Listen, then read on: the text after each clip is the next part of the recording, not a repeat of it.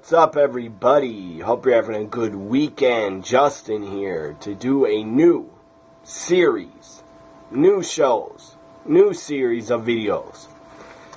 It's called Feuds in Wrestling. Feuds in Wrestling. And this series is going to go on a while. From 1983 I'm starting with, because that's the year I was born. But I didn't start watching wrestling until I was 3 years old. Ever since 3 years old, I've been hooked as a pro wrestling fan. So, Feuds in Wrestling, I'm going to kick it off starting with the year 1983.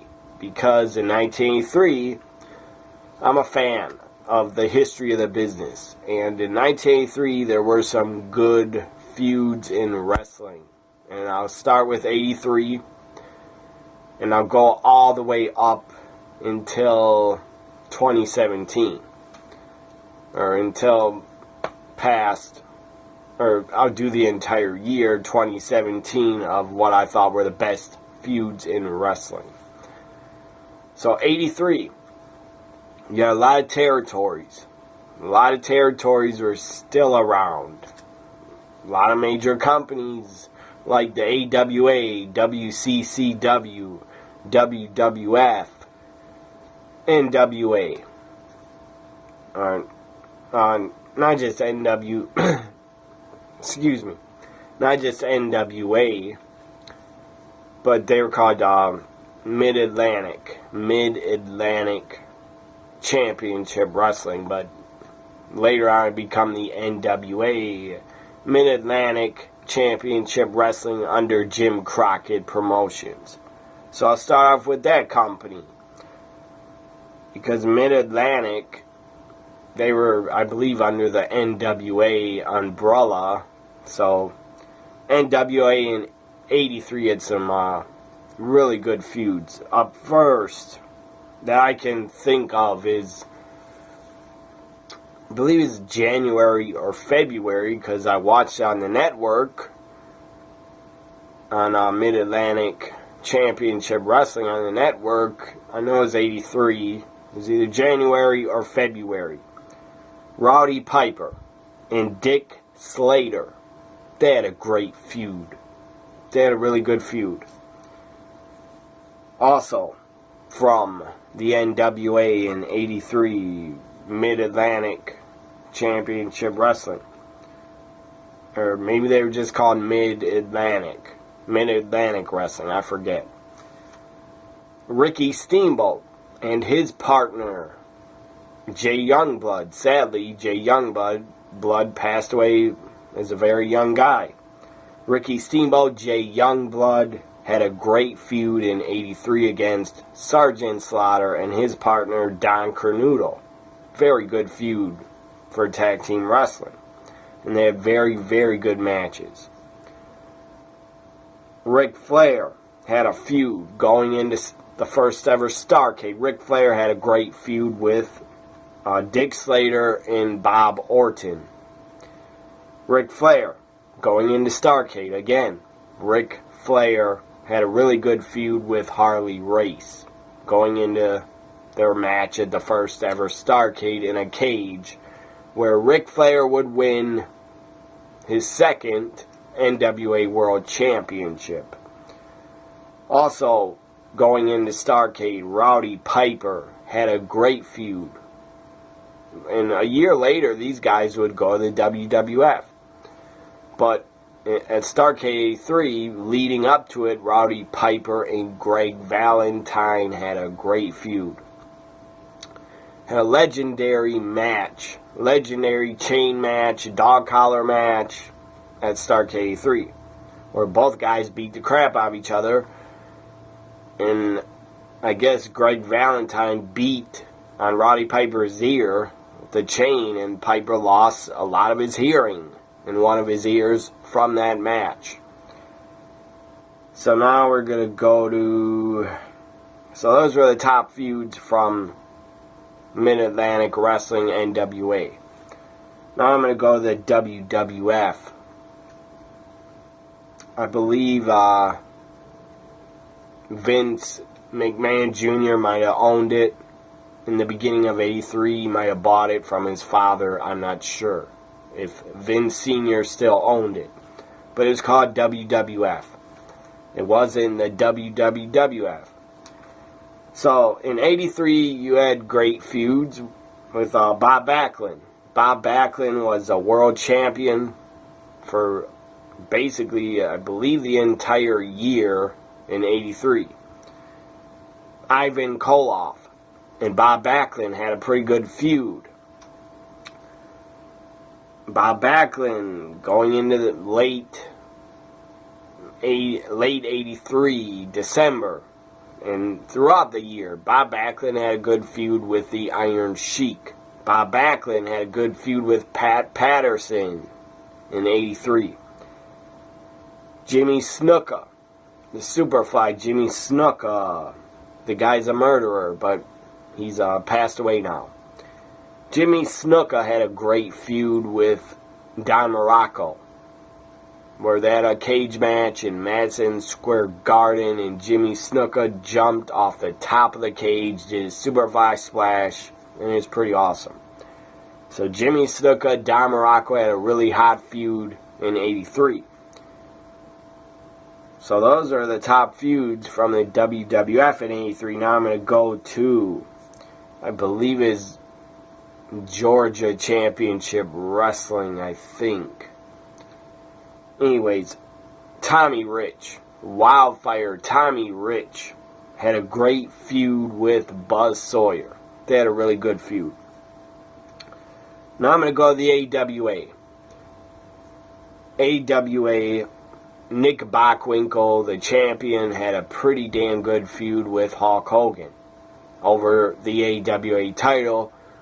Stupidly, Vern Gagne didn't give the title to Hulk Hogan when he should have.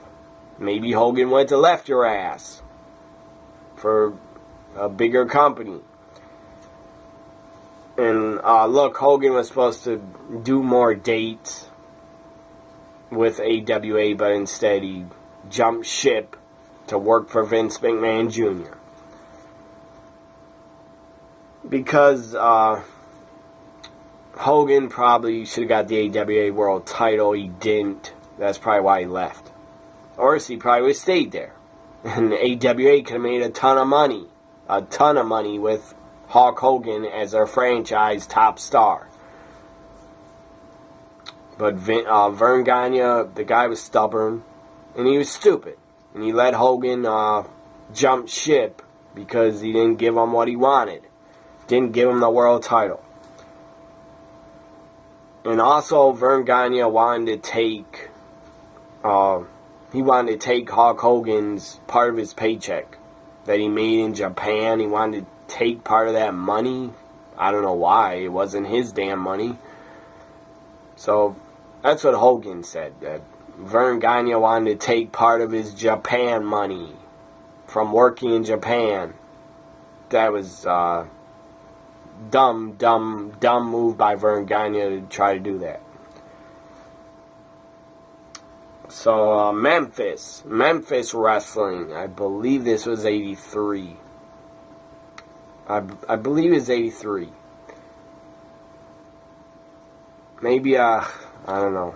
Maybe I should go look it up on my computer. I don't know. I'm going to look it up, and I'll be right back.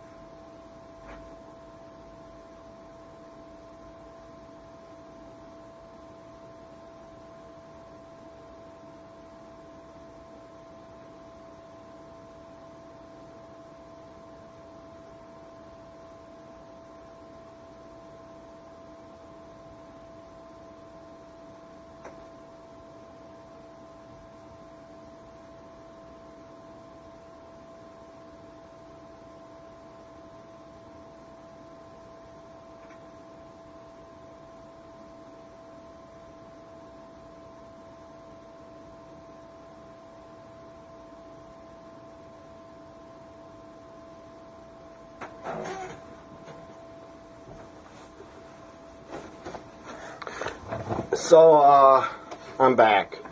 I apologize for leaving, but I had to look it up. So, Andy Kaufman, Jerry Lawler's feud in Memphis, I believe, was in 82. But the match where Lawler power drove him, and Kaufman claimed he broke his neck and was carried out. And Kaufman was wearing a neck brace. It might have been 83 or 82. I know they appeared on David Letterman, and Lawler came out and really slapped Kaufman for real. And Kaufman fell over in his chair. Anyways, Lawler and Andy Kaufman, if it wasn't 82, it was a great feud. It deserves to be mentioned for 83. Feuds in Wrestling. Also, Andy Kaufman actually went to WWF and Vince McMahon Sr. and approached them and said, I want to work with you guys. Or he would challenge fans and challenge women to wrestle him and defeat him, and he'd pay him $1,000. Well, Vince McMahon Sr. said, no, we don't want you, go away. That was a big mistake by Vince McMahon Sr. He didn't get it. He should have got it because his son got it. That if you include entertainers, personalities from Hollywood, celebrities in your company, it was better for your company, in my opinion. It would get more eyeballs on your product, especially in the 80s. So anyways, Andy Kaufman, Jerry Lawler, they deserve a mention, even if it was from 82. Now we're going to go to WCCW, World Class Championship Wrestling. If you don't know what that is, it was a Von Erich's company. Fritz Von Erich, the Von Erich's father, ran it and owned it for a long time. In WCCW, it's a lot of their episodes of their wrestling show are on the network. So one of their good feuds in 83, they had a lot of them, was the Von Erichs against the Freebirds. It was really good. Against Freebirds, Michael Hayes, and Terry Gordy against the Von Erichs. Iceman King Parsons had a really good feud with Buddy Roberts. They actually had a hair versus hair match. It was pretty damn entertaining. It was good stuff, especially for in 83. WCCW, my opinion, they were ahead of their time. 83, 84, 85. They had some good TV. They really did some good stuff. Until after 85, where, I don't know, after 85, 87, 86, especially 87, it was sad to watch because there were hardly anybody in the crowds. So, the final feud for WCCW in 83 was Chris Adams. Gentleman Chris Adams, sadly. I believe the guy was, I believe he committed suicide. I think Chris Adams committed suicide. Or he was murdered. One of the two. Chris Adams, Jimmy Garvin had a really good feud. They had a time limit draw. Their first match together, one-on-one. Working together on August 26, 83, episode of WCCW, Jimmy Garvin, Chris Adams wrestled to a time limit draw. And they would have a great feud after that. So there are all the feuds in wrestling. If I missed any, leave them in the comments. If you can think of feuds in wrestling from 83 that I missed, leave them in the comments. This is all I could think of.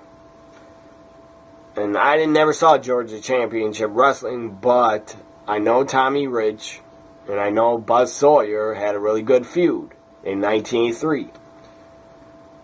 And as I said, Bob Backlund in the WWF had good feud with the Iron Sheik. In December 83, the Iron Sheik won the WWF Championship when Bob Backlund's manager, mentor, Arnold Skolden, threw in the towel. And Bob Backlund did not submit, he did not quit, but his manager threw the towel in for him. So Iron Sheik won the title that way. So 83, as I said, 83 had a lot of great feuds in wrestling. Next episode, I don't know when I'm going to do it, but the next Feuds in Wrestling will be on the year 1984. And 84 had a lot of damn good feuds also. One of them that I can think of was Dusty Rhodes, Ric Flair at 1984 Starrcade. Build up, they had a great feud. So, hope you enjoyed this first episode of the Feuds in Wrestling 1983. Have a great weekend. Bye for now.